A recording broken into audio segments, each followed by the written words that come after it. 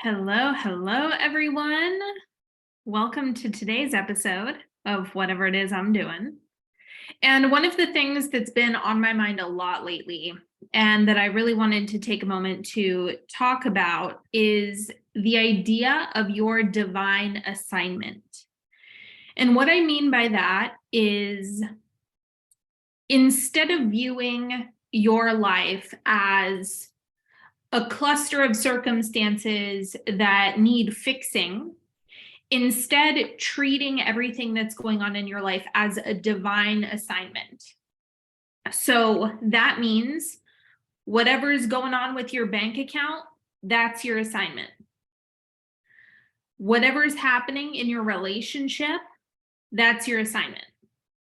Like, you were placed in these positions, and there are the circumstances that you have going on now because it's an assignment that you were given. And it's not that's not to say that it has to do with you're either going to pass or fail this assignment. It has to do with just what your soul is choosing to evolve into. And so the assignment that you have now is equipping you with everything that you need for the things that you want. So your desires are being sculpted now. Your desires are unfolding based on what you choose to do with your current assignment. Money is a great example of this, because a lot of the time when people are in a frustrating financial experience, they say, I'm trying to escape my financial experience. I'm trying to manifest more money so that I can, because the more is going to fix my feelings that I have right now. I'm trying to get out of this assignment. I don't want this assignment anymore. And in reality, it's like your stability is built in a time when you are unstable. Your faith is built in a time when it looks like it's not going to work out. Your strength and perseverance are built in those times of hardship. Now, we don't need to be in a perpetual state of hardship. That's not the point here. But it is interesting how many of us desire something like stability, and then we are given the experience of, well, what are you going to do now? Are you going to stabilize yourself or not? You being given those circumstances and that experience that would give you the opportunity to exercise the skill that you're wanting to develop, the aspect of your character that you are wanting to develop. It's like all of this is woven together. It's not just we have circumstances that we don't like and we want to change them. It's more complicated than that, because your present time state, your present time experience is what you end up dragging around with you. So the reason why I like the idea of referring to these things as assignments, what's happening with your relationship, the development that you're experiencing in your relationship, or whatever it is that's going on, that's your assignment now, because it's equipping you with everything that you want. And so if you can start looking at it as my balance, my consistency, the attributes that I want, the trust that I want to cultivate, everything is cultivated now.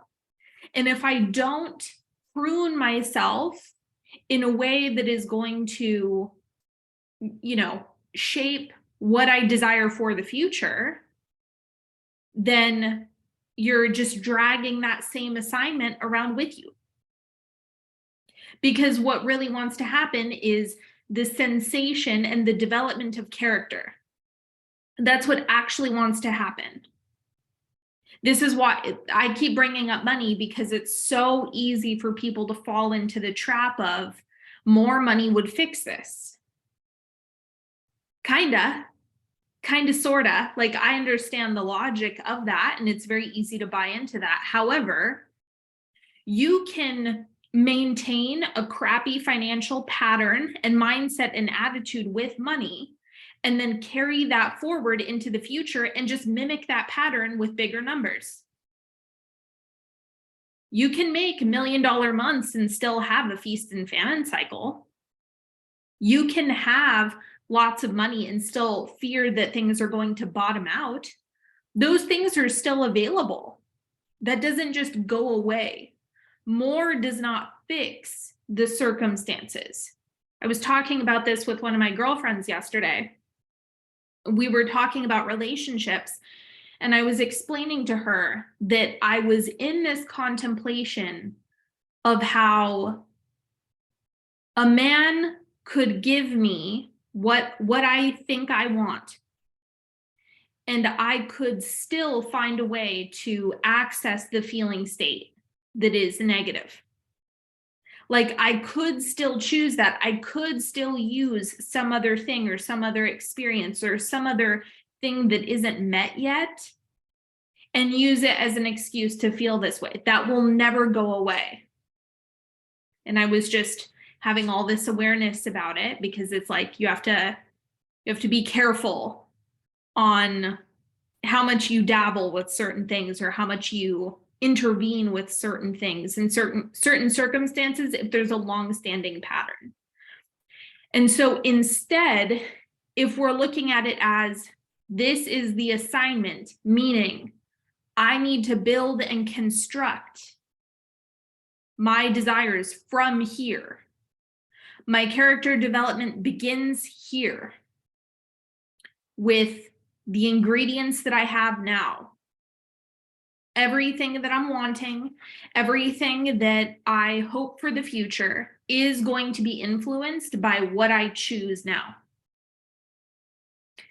And the other thing that really pinged me recently was I was reflecting on listening to some very successful people.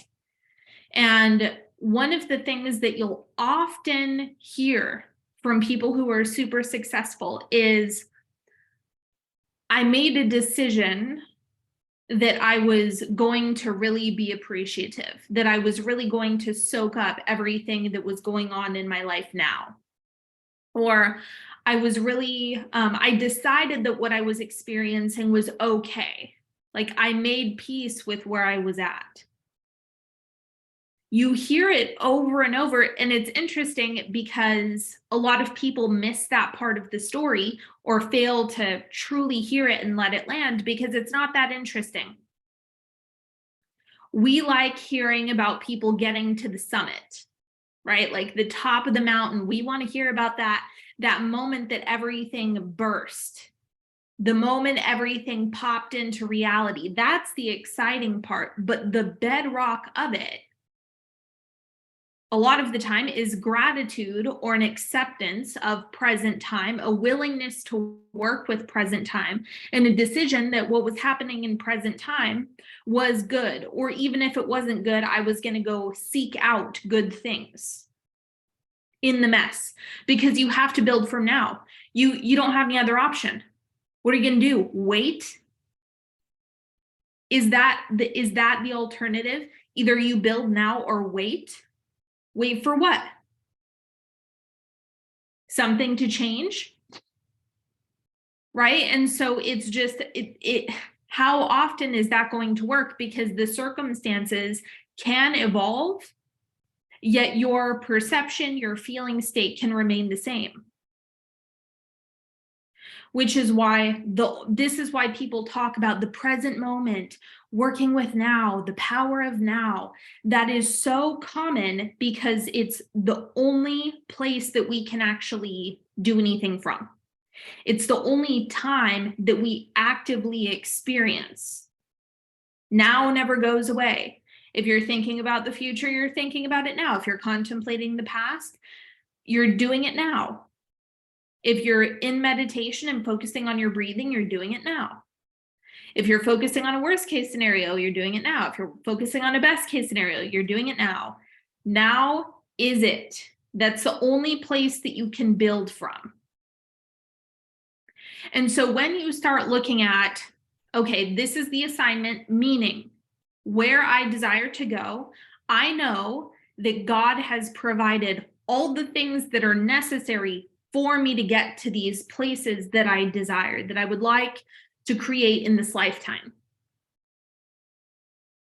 You're equipped, but it all comes down to, what are you doing within the now? What are you doing within the now? That's the big fat question that I just want everyone to keep in mind, because it will make a big difference.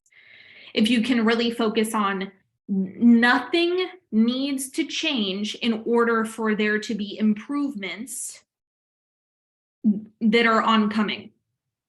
Okay, so it's just about shifting yourself moment by moment now to the best of your ability, making the most of now to the best of your ability, trusting you've got all the ingredients, and trusting that this is a part of the path, and then understanding that your development within this season is the gift. And that's actually what closes the loop.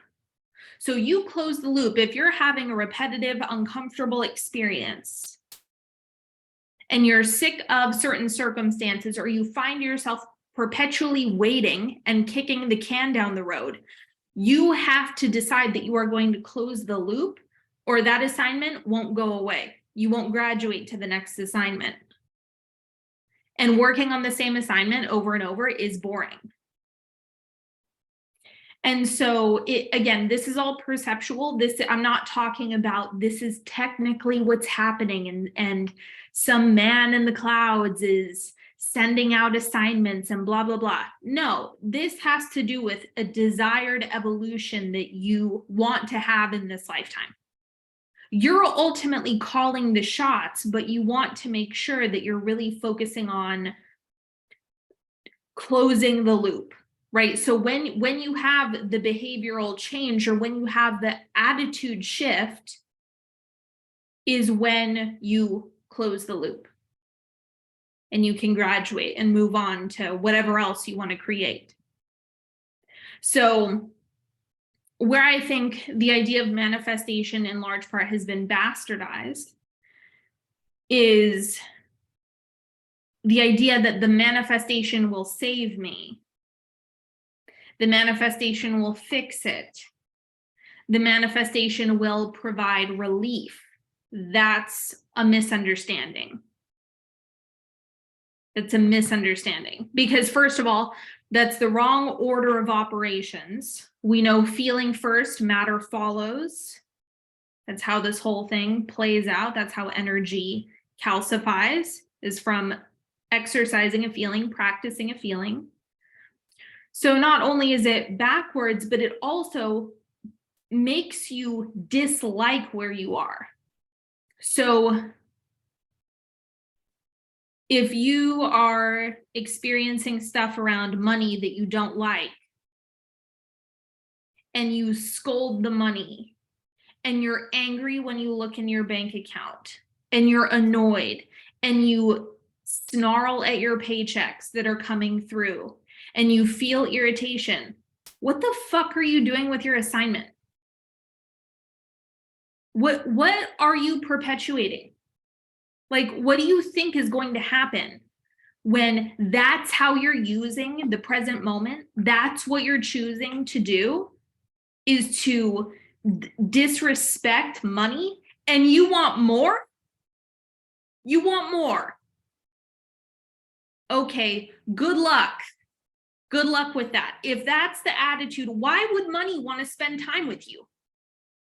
Why would it want to be in your bank account?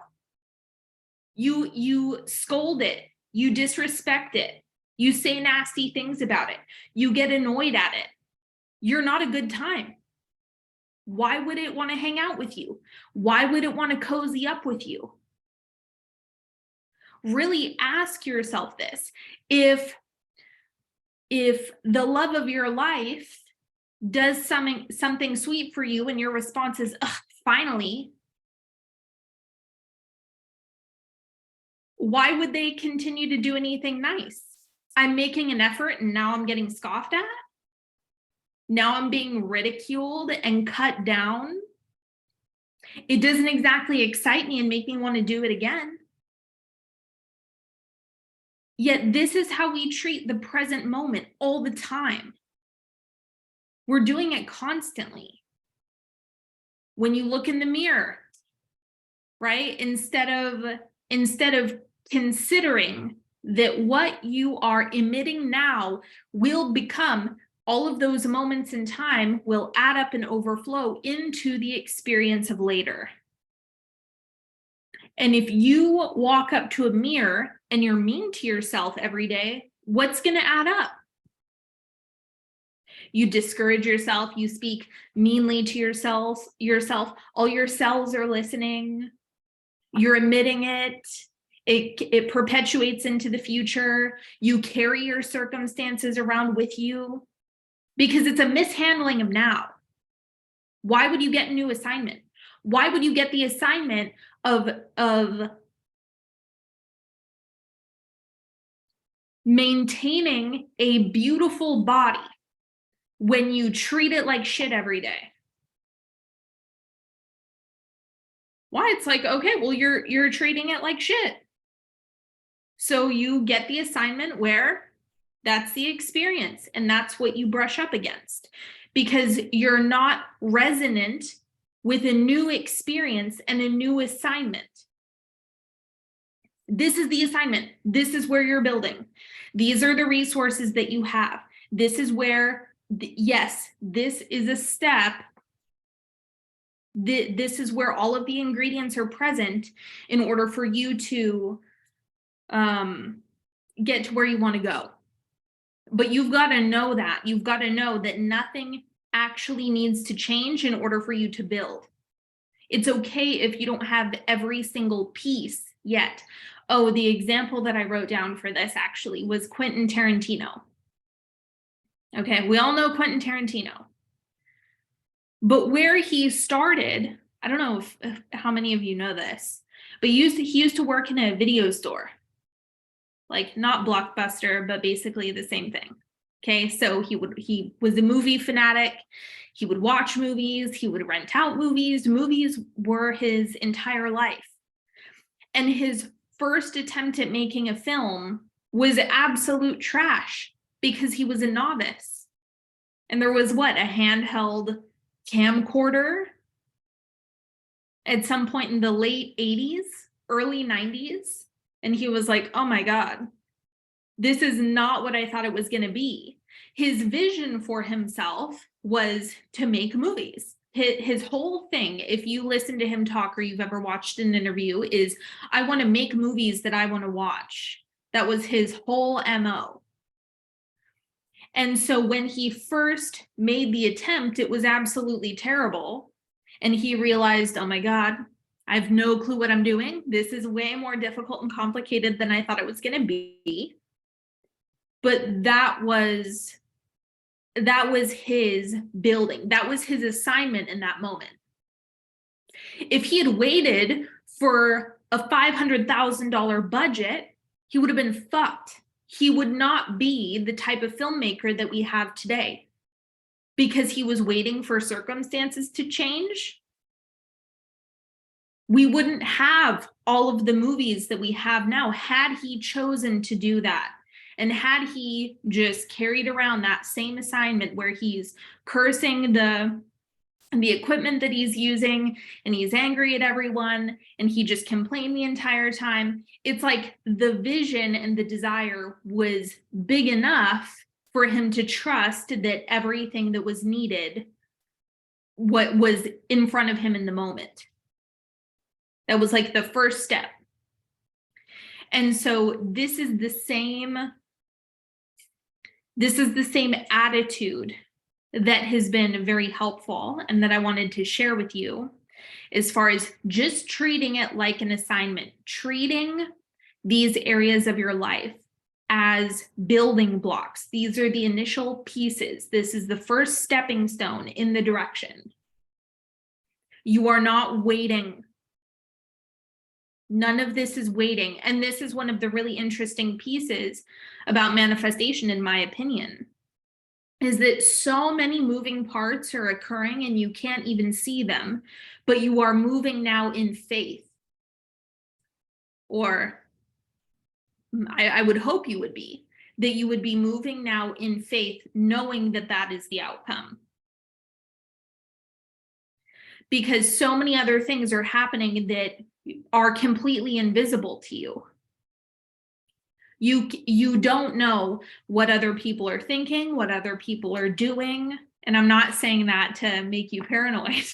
I'm saying that in the sense that it's a big world, a lot of things are going on. And if you had to have the final product before you took the action, you would never, there would be no process, there would be no development, there would be no satisfaction in any of this. So anyway, that I could get really esoteric with that. So I'm going to pivot and get off of this topic. Okay, so fulfillment now equals fulfillment later. This is something that I shared last night in a post where I was just talking about if you are intentionally cultivating fulfillment now in the environment that you have now. Another way to look at this is if you romanticize your life now, romantic things will occur later, and more opportunities for things to be romantic later will happen because you started now. Waiting is the antithesis of growth and development. Waiting will not help you. Waiting is not good for the situation. Waiting is bad news. Too much contemplation with the intention of developing momentum is a completely different practice, but I'm just saying endless contemplation where it puts you in that stalemate that is not you using what you have now. And so this is exactly what we're doing in Big Kid School as far as fulfillment now equals fulfillment later. So if you are intentionally going out of your way and stacking fulfilling things now, it ensures fulfilling things later. It's not a question. It's very simple. It's input output. It's like basic math. You emit this now, you experience it later. You feel it now, you live it later. Like, and when it's held over time. So if you have a fleeting thought, well, it's not a big deal. It's just gonna dissolve into the ether. But if it's an enduring experience, these are the things that add up. So I see this in a lot of my programs. Like I'm seeing this in Apex, for example. We're coming up on we're like at the tail end of Apex, this spring round.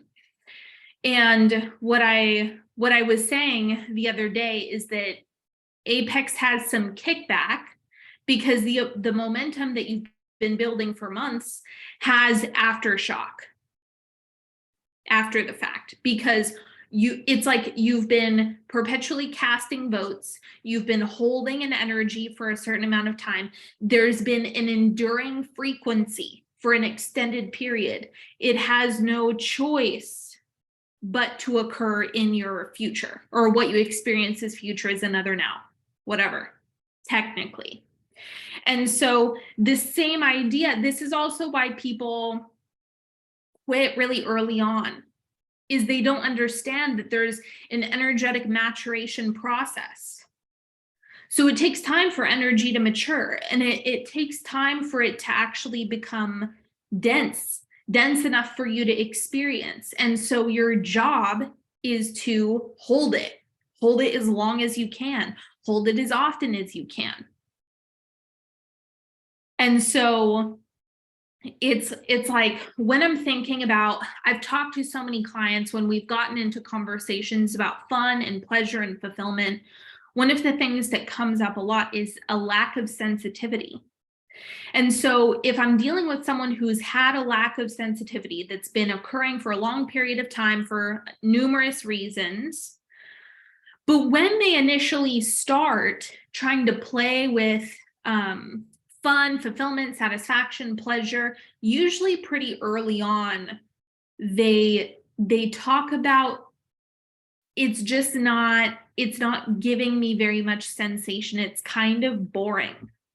Like I'm not feeling ecstatic pleasure and ecstatic joy. And it's because the sensitivity is just really, really dulled, because the practice holding the sensation, holding the experience for longer periods of time and being present with the experience has not been mastered. So it makes sense why that energy wouldn't be super potent right off the bat. But this is also why people take score too soon, way, way, way too soon.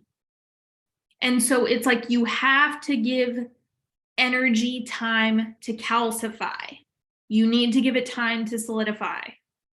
It's like making Jell-O. Okay, so you put the packet of Jell-O into the water, the boiling water, the cold water, whatever, and then you put it in the fridge.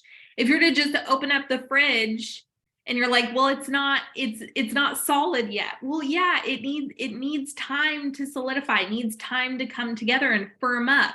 And that's exactly what energy is like.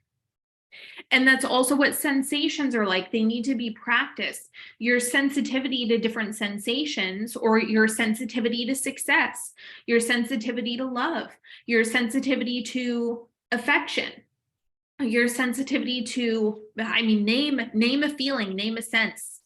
And there's a certain amount of sensitivity and capacity that you have to hold it. And so that's what needs to be exercised.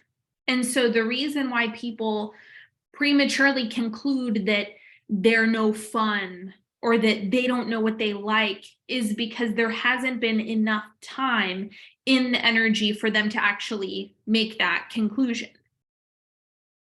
Any experiment that you run, making Jell-O, building a skill, it is going to take time. There's a development period.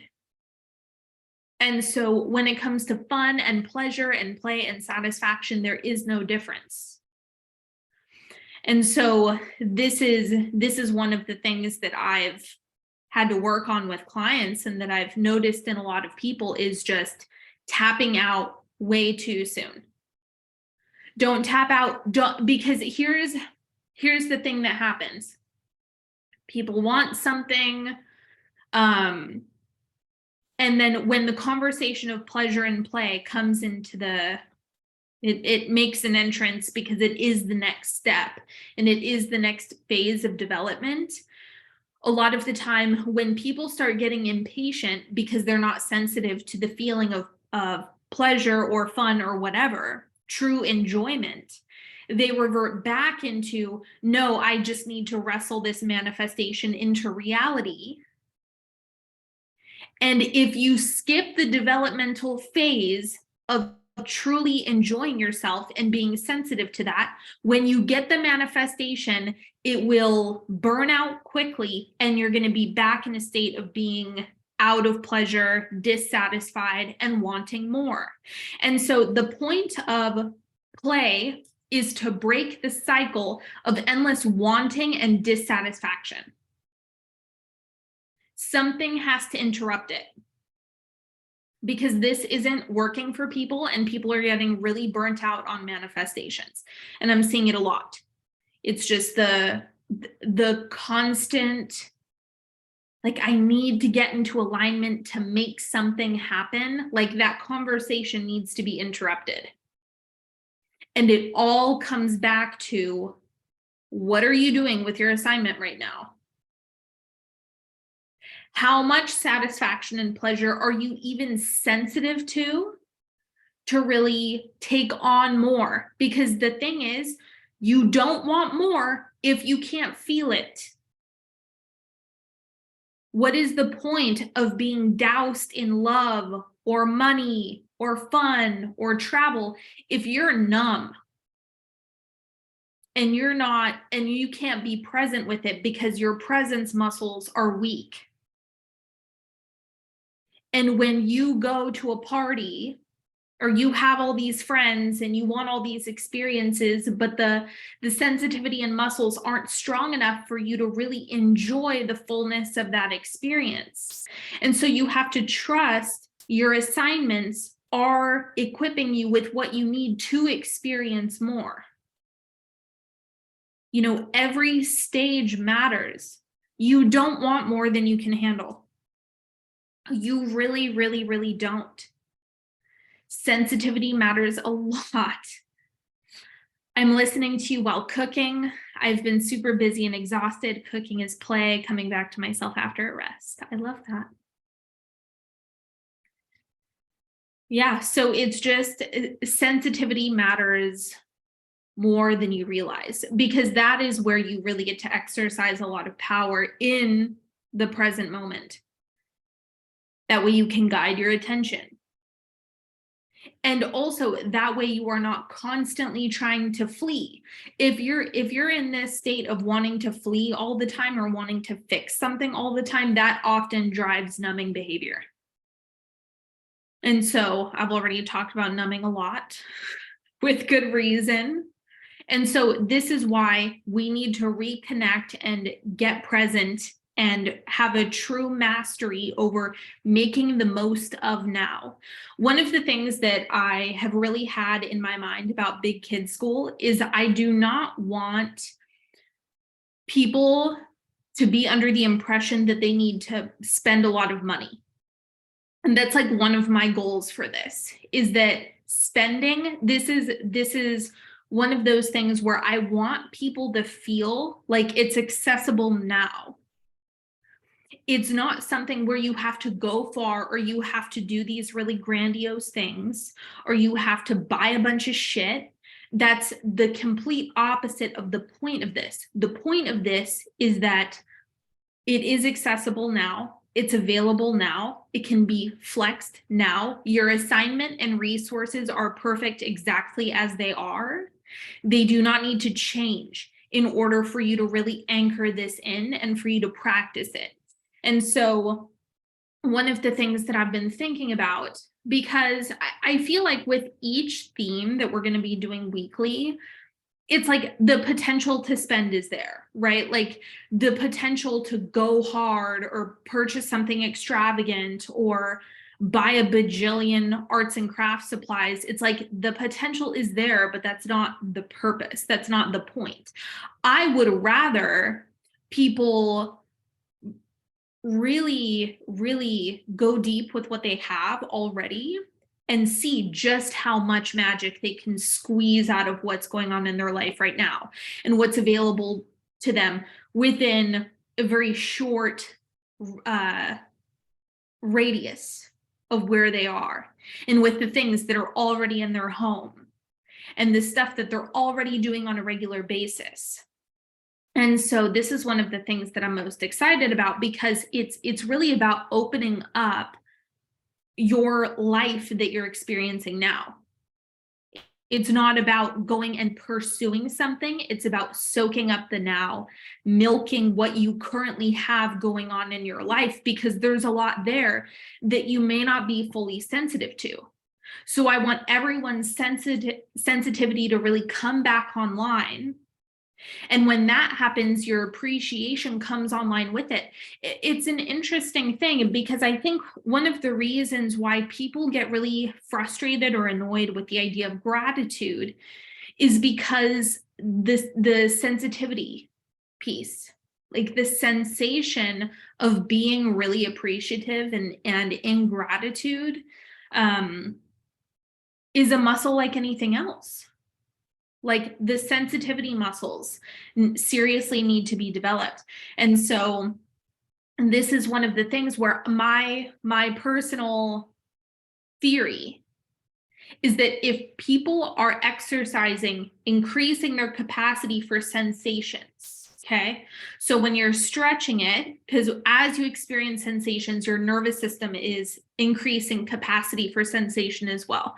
In the same way, you can increase stress tolerance, which in some ways is good for us, not getting into the science of that, but certain level of stress tolerance is really good for us.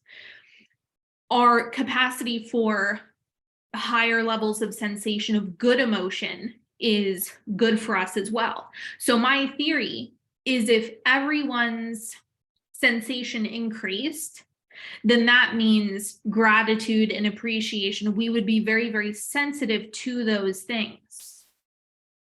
And if all of a sudden you're getting really present with your current experience and you're milking it for everything it's got, and you're focused on it deliberately and intentionally, and there's nowhere else to go because you're in pleasure, because you're sensitive to the experience and you're enjoying the experience, then a lot of the other things start to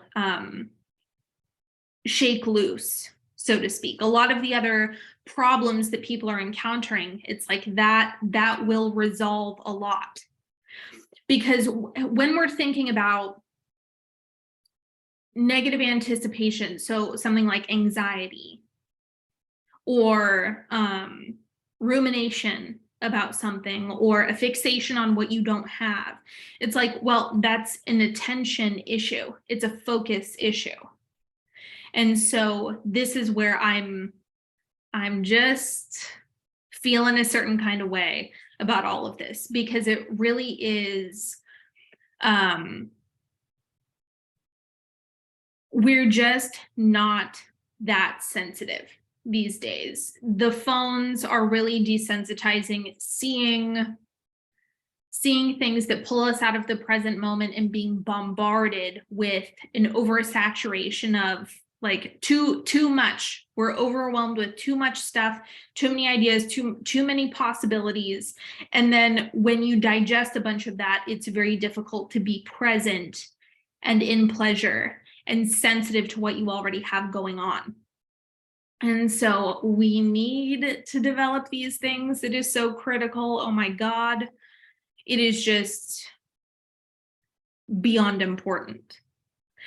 So anyway, this is one of the things that I am most excited about, is because when you're looking away from the phone and you're actually seeing how much is going on within a very short radius of where you are, when you're actually saying, I am going to milk this experience and where I am and what's going on here, it really starts to alter your perception on what's available and what's possible and a whole host of other things. So I'm really excited to see where all of that goes.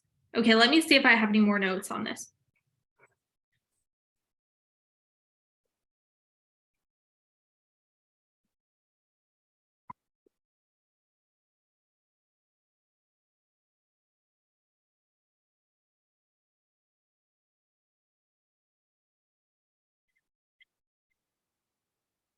Okay, so energetic compounding is a really important part of this. So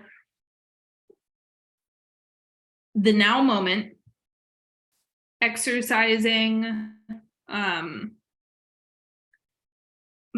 or let me say this a different way, harnessing now and enjoying things now and just grabbing on to little fragments of goodness, when held, they will compound.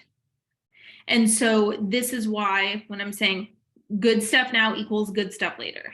And you might have to dig around a little bit. You might need to get really intentional with it for a while. You might have to, like, I don't know, jump through some hoops in the beginning just to get yourself there. But then once you're able to really grab a hold of it, it will compound, and it'll compound fast.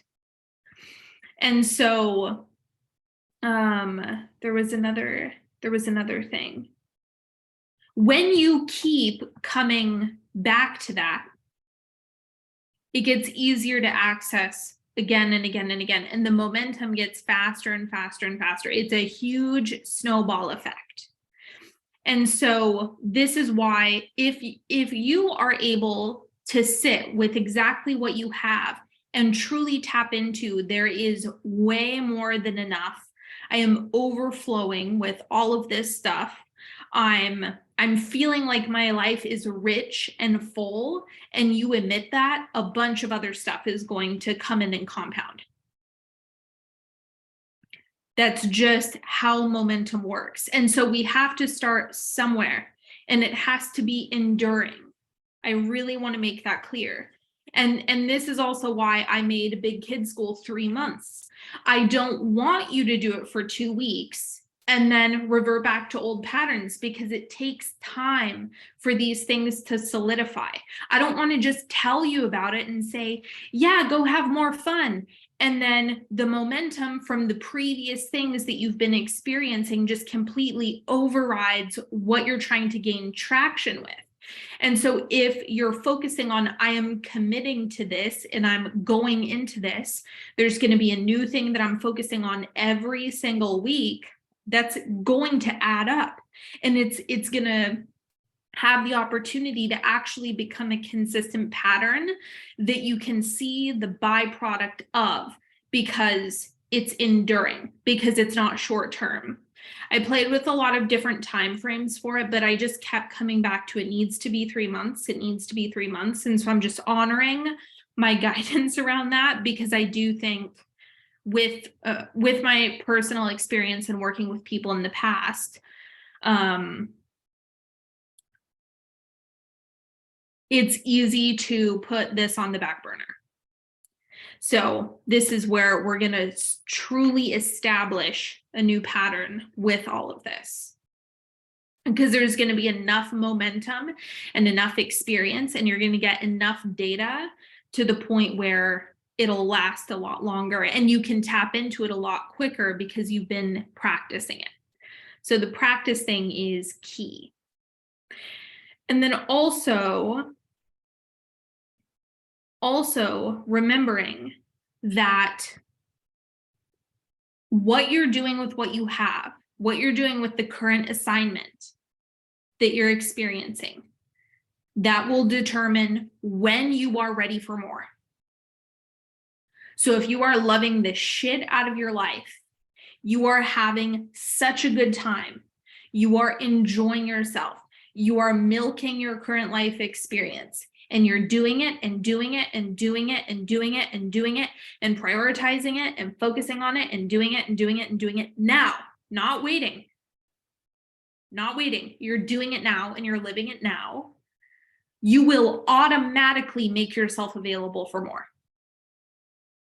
Automatically, because you've closed the loop, like we talked about. You're beyond magnetic when you're feeling good and you're vibrant and you're radiating this bliss and appreciation and having the time of your life.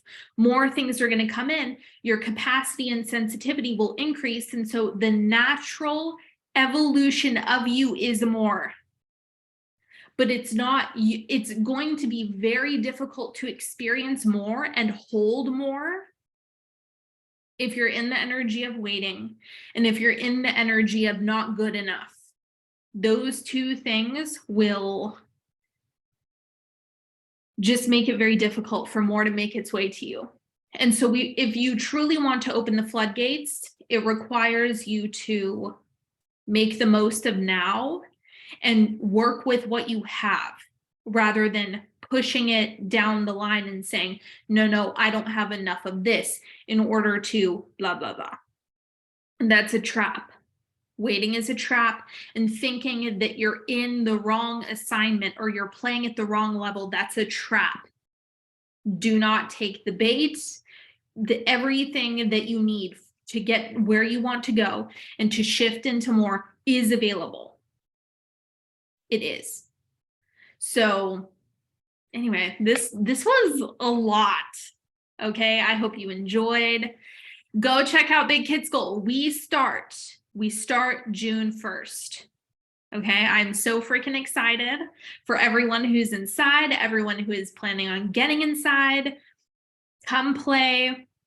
And like I said, I'm taking all of the overwhelm and the